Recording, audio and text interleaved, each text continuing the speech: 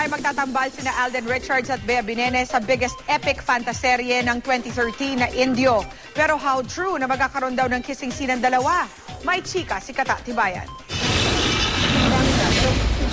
Ikinatutuwa ni Alden Richards na mapabilang sa biggest epic fantasy serye ng GMA na Indio. Mula sa costume at set, talagang pinag-isipan ng gusto ang igrading serye na ito na iikot sa panahon ng 1500s.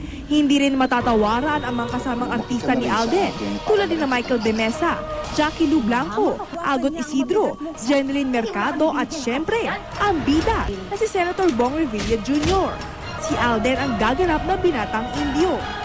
Kahit sandali lang po yung role ko, nabigyan ako ng chance na mag-portray ko po yung role ni Senator Bong as young Indio.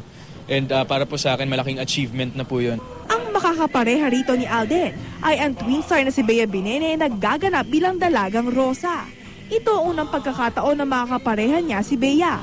Laking gulat daw ni Alden na unang araw pa lang ng taping ay napasabak na sila ni Bea sa mabibigat na eksena.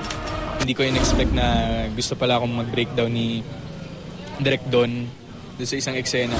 Pagkatapos ng mga iyakan, may kissing scene din daw sila ni Bea.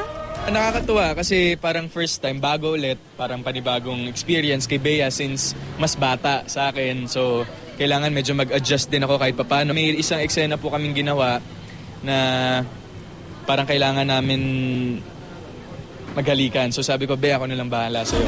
Mapapanood na ang Indio simula sa January 14 pagkatapos ng 24 oras. Katatibayan updated sa showbiz happenings.